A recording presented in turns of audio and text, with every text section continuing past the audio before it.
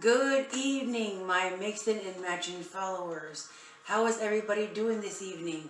Look who I have this evening. I have Mr. DJ DayWalkur in the house. How you doing? Doing pretty good. Thanks for having me back. Thank you. You had a pretty good day today, huh? It was alright overall. I did work today. You did your normal work. Made that money, correct? That's what happens when you work hard. That's right. All right. Well, high five. Good job. Thank you. So, tonight we come to you to talk about crystal method. Last week, or I believe it was last week, we did a video, but we really couldn't elaborate and be a little bit lengthy on it because we've gotten a couple subscribers that want us to go a little bit more deeper on the subject of crystals and what they can do for you and your life. So tonight, Mr. DJ DayWalkur will be talking about 4 categories of crystals and what they can do for you. Number 1 is collecting. Number 2 is caring for your crystals. Number 3, cleansing your crystals. And number 4, programming. So I'm going to let Mr. DJ DayWalkur have the stage for a moment, and he can elaborate on his crystal method. All right. Well, thank you again for You are having so me welcome. as a guest. Thank you. I know that you're so busy, so it's hard to, to try to get you in, to schedule an appointment with you. So, Yeah. hey, talk about what you love doing. All right. So let's do this. And welcome back to Mixing and Matching. Also, Crystal Method, episode 2. So, as we already have discovered in the intro, we're going to talk about 4 things tonight pertaining to crystals. And don't worry, we're going to get more involved in the future with other stuff too. But these are the 4 things for now. Very important as far as getting you on your journey to crystal collecting, if you aren't already collecting crystals at this point in your life right now. And if you are, you may find some of this information still pretty useful. So here we go. First, as far as collecting your crystals, when you collect your crystals, there's certain places you can go to, and what I've learned and what I've found out is certain crystals will attract themselves to you. So if you happen to see a crystal and you feel more attracted to it, whether if it's the ugliest of that crystal bunch or the prettiest of that crystal bunch, that means that that crystal was for you and is for you. So go with your first gut instinct and go ahead and get that crystal and add it to your collection. I'm gonna tell you, as far as my crystal collection, it's still ongoing, but I've been collecting my crystals for almost 2 years. 2 years. I Yeah. would say 2 years. And after 2 years, I just completed my whole chakra rainbow. So it's definitely a journey, but it's a fun journey, and I enjoy it.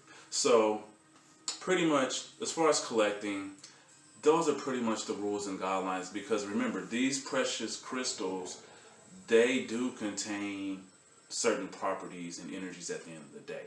So you got to make sure, like when you go to select a puppy, the right puppy is for you, or even your vehicle. Same principle goes along with your crystals as well. that's why I was saying it's not just a crystal. Exactly. There's more meaning behind it. Thank you. You're welcome. That was and I had Oh, good job. Okay. yeah. So that pretty much just wraps it up as far as collecting. Nothing too intricate, nothing too detailed or hard to explain or understand, but just to help you on your crystal collecting journey. Next, let's go ahead and dive into the whole care of your crystals. The good thing about crystals, they are very low maintenance, but there are some things that you have to be aware of when you care for your crystals. So for instance, being that they're low maintenance, a lot of crystals aren't good in sunlight. So some of these crystals that you may possess or have, if you've had them over time and you've had them in a windowsill, or if you've had them exposed to sun, you may notice they may start to fade, or they have lost their luster and color. And that's because they've been exposed to sunlight. Sunlight can damage some of your crystals, amethyst being one, celestite another, and there are quite few more. So if you do have these crystals, make sure that the crystals that you do want to have out or in sunlight, make sure that they're sunlight friendly.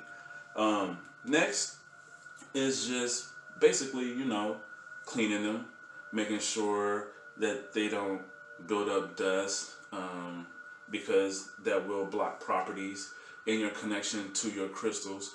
So that's pretty simple. You could take a can of air, dust it off a wet rag, and just wipe them down. Also with care, you can Cleansing. We're talking about cleansing. It's okay. What? And then No, I'm talking about care. Oh, we are?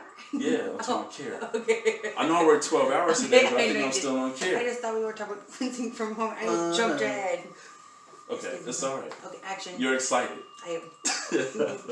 But anyway, the last thing for care, I do keep some of my crystals in actual little velvet pouch bags. So that way you can keep them safely stored. If they're real delicate, that way they're not out and in traffic's way to be damaged. So that pretty much sums it up for care for your crystals. Now,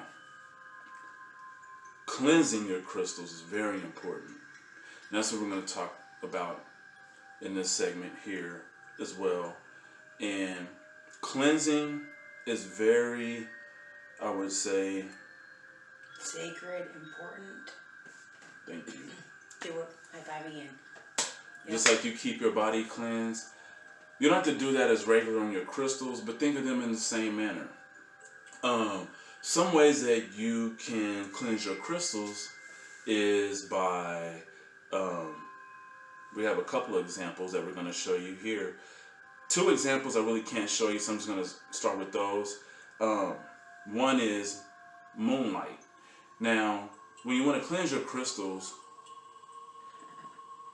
do it on the full moon. The full moon is when it puts out its most energy to the crystals, and that's when the crystals can absorb and obtain and regain a lot of its properties. And by you cleansing them in the moon, you're also recharging your crystals too, because your crystals hold a charge. So you have to make sure that you keep them charged, so that way they keep feeding you whatever you've asked your crystal to provide you with. So putting them out in the moonlight on the full moon, you're actually taking care of 2 things: cleansing and recharging. 2 important things. Next is also what I consider earthbound. And what I mean by that is, since these crystals have derived from the earth, that's one of the best ways also that you can cleanse your crystals. And that's burying them. You can bury them. You don't have to bury them. You don't have to bury them deep at all. Just go in your backyard, make a little hole just big enough to where they can be covered. Patch it up. Next day, go back out, remove them, cleanse them underneath some good purified spring, even tap water. I don't like tap water. I don't use tap water except for on my body, which I don't like because it's hard, and to wash my clothes. Other than that, I drink distilled water. It's also more cleaner for your body. Purified water. So much cleaner. So I treat my crystals the same way. I don't like to put them in tap water. Why would I pollute them with government water? That's exactly. Ugh. On to the next thing. These 2 we're going to actually demonstrate for you.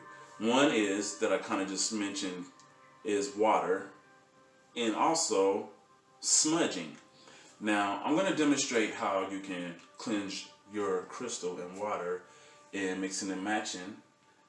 The host, she will be providing how to smudge your crystals. So, let's begin. So, I get this sage here. That's sage, yes. And I love the smell of sage.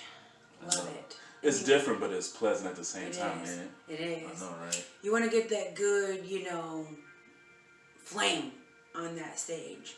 So you're going to hold it kind of upside down, get all that smoke going. Look at that roast. I don't know if anybody can see that, but it is. So then I take the crystal, which you want to take the amethyst, correct? Yes. And basically I just go around the amethyst, and you can say, because as I understand, the amethyst helps protect you. So as you're saging it, or cleansing it, you can say what you want that crystal to do, like, please protect this home, please bring peace to the surroundings of myself, or whatever makes you just feel comfortable at that time to be able to cleanse that crystal, because it's you and that crystal at that time. Very good So example. that's how you do that. Yes. Right on. Yeah. That's right on. I'm proud of myself. You almost made the segue into what we're going to talk about next after I cleanse this in water, which is I don't know where those words came. programming. They just like, woof. Flow right out. Yeah. Well, let me hand this to you. Oh, okay. You can put that out. Okay. I'm going to, in the meantime, show them how to cleanse with water. Okay, perfect. Alright, so here again, looks familiar if you tuned into our first episode of Crystal Method. I have my infamous, famous, favorite quartz cluster. So what I like to do is with my crystals, I like to get a bowl that's big enough for them. This one isn't quite big enough, but you get the gist and the example of what I'm trying to do. So I let it submerge within the water. When I submerge it in the water, I also, sometimes if it's not fully submerged, I'll take spring water, a gallon, and I'll just pour it to where it's totally submerged. I'll let it rest there 30 seconds, 2 minutes the most. You don't have to let it sit very long, just your level of comfort. Once your level of comfort is achieved with your crystal bathing, just gently remove it. Gently.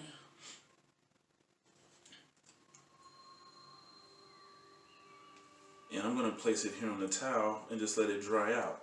You can hand dry it, but since we're in the middle of this podcast, I'm just going to let it dry out on the towel naturally. So, our final topic, in which mixing and matching starts to segue into, and she showed you a little bit of, was programming. And programming is very important. You think just because you may have these crystals lying around that, you know, they're doing their actual duties and that they're actually fulfilling what it is that you think that they may be fulfilling. But the key thing to making your crystals work is programming. You have to program your crystals. So I know with me, when I like to program my crystals, I'll usually like a nice environment that's clean, very quiet, peaceful. Exactly. Where you can get your Zen feel on, true Zen feel. It could be anywhere, your bedroom, your bathroom, your garage. Just anywhere where you feel comfortable and you can gain a sense of true peace for the moment of programming. So by doing that, it allows you to clear your mind, clean your mind. And once you've done that, you'll notice the energy from your crystal and the energy to you in that connection. And the more you do this, the more familiar you'll become with what's happening in your life. Now, I don't say you have to program your crystals every week, but I would say programming your crystals every 30 to 90 days, you know, a month to 3 months, just to keep that habit, to keep that energy fresh and revived, is very good to do. And that's what I practice doing. And then part of that, what I like to do when I'm programming is I like to either meditate or I like to chant. That allows for you to make sure that everything is aligned for your crystal to take in what you are wanting to obtain and the outcome that you're attempting to achieve. So we're going to get into that in our next episode on Crystal Method, along with getting into how to program, as you briefly have seen by mixing and matching. We're also going to talk about some other things, something very interesting that we do. Exactly. And that's going to be on the next full moon. Exactly. So when the next full moon comes around, I will be sure that I prepare everybody's mind so that we can all do this together, and drink this spring water. Or it's purified water as well. But don't drink that tap water. Don't drink the tap Especially water. if you want to cleanse your body. So, next episode, programming, and we're going to talk about making your spring water into moon water. Moon water is something that you may find, what you think? Very interesting. And refreshing. I'm telling you, after you drink that moon water, your body feels so clean and so smooth and peaceful and vibrant. I'm just telling you, it's the best feeling for real. You feel very light. You really do. As you intake it. You really do. So, before we close, I do want to apologize, but I do want to take this approach too, because I think it's a little bit more personal and intimate. Sorry I did not get back to you, Zach, online with your comment and question about obsidian. So let's step into this real quick before we end this segment. Zach, thank you for the compliment on my Buddha. I love that Buddha, man. We got a really good deal on it too. I know, a steal deal. A steal deal. Every time I walk into my home and I see that Buddha, my crystals, it just brings up that whole feng shui, tranquility moment that I need every day, that we all need every day. You should always take a little bit of time to just have that peace, whether if it's 5 minutes or 5 hours. Take the time to regain your thoughts, regain your breath, and regain your peace of mind. It's vital and you need it. But anyways, obsidian. So, Zach, obsidian is a very good crystal, very good stone to have. It's known as one of the major protectors. One of the major protectors in the sense that it blocks out negative energy. Negative energy as in spirits, psychics. Also, negative energy all around that you may find in your environment that you may be in, whether if it's work, home, school, wherever you may feel this negative energy taking place. So it's a very good protective stone to have. And funny that you mentioned that you have it next to your Bible. The best tools that you have in life to protect you from everything, God and obsidian. So, no, it's good that you do have obsidian. I also have obsidian myself. Just to give you a little bit of it, a little bit more. People do wear obsidian in the forms of bracelets, charms, because it also shields off negative energy. So it creates like a shield around you when you also wear obsidian. So if you may have it in your home, it's also good to wear as well. So it's a very strong, protective, good stone to have if you don't have it in your crystal collection. So Zach, once again, appreciate the comment and very good question on obsidian. Just to share some more knowledge on what that crystal and stone can do for you in your life. Wow. You know, actually after that stage burn, I feel so relaxed and just so soothed. I'm telling you, having these crystals around you, you just feel just that tranquility around your atmosphere. I just did 12 hours of work and I feel all right now. I know, you just feel like you could go another 12, can't you? I'm glad you had me do this. Thank you for joining me, Mr. DJ DayWalkur. No problem.